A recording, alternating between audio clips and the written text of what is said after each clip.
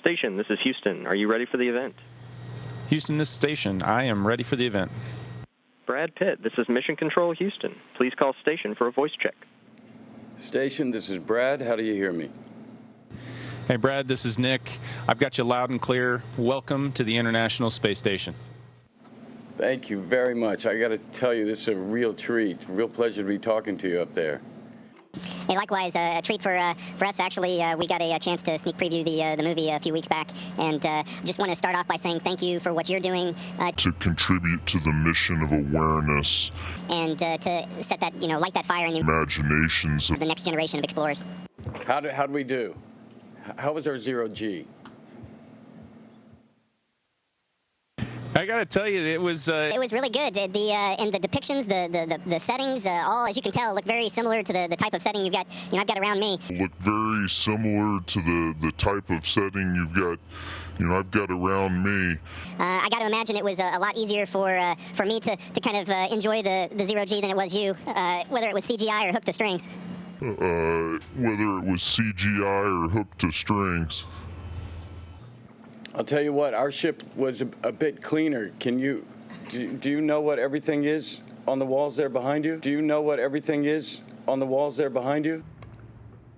But yeah, we had lots of photos on the ground, but up here everything hangs off the walls and there's cables everywhere. A lot of it is storage of equipment. And this wall helps us research how flames burn in space. I was curious. What are the certainly what are the repercussions on your body in zero-G? What are the first of all, would it be morning for you there? Would it be night for you there? How do you gauge your waking hours if you see 16 sunrises and sunsets a day? One thing we do is we use different hues of the color spectrum so that we have morning, very bright blue light that we switch, and then later in the day it goes to a more normal, more balanced spectrum, and then at night we get rid of that blue light. And we all follow the Greenwich Mean Time, and that's to help synchronize, the international aspect of this. Really, if you're not smart, you get a face full of sun, it gets very difficult to go to sleep for a couple hours with all that blue light.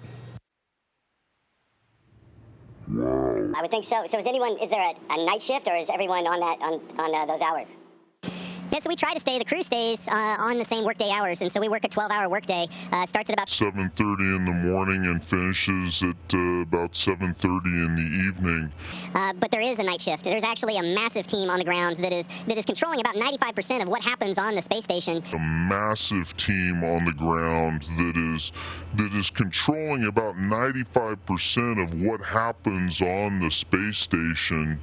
24 hours a day, 7 days a week, 365 days a year. It is an amazing orchestration of an international program that comes together to truly achieve something that we can't do. It's through that strength and diversity, or strength through diversity, that we're able to have successfully operated this station for 2 decades.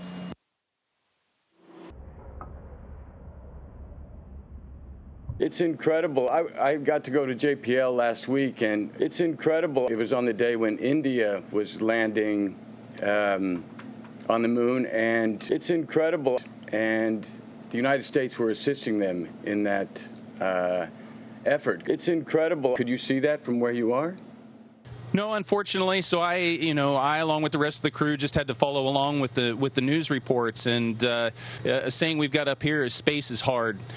Things that should be easy, when you try to do them in space, they just get harder. NASA and its international partners do a great job of making really hard, impossible things, and it's one of those really hard, impossible things where you can get some complacency, but the things that we're able to achieve together it's impossible things. It's something special. For me, that is the biggest thing that I've pulled from this mission, is that really hard, impossible thing.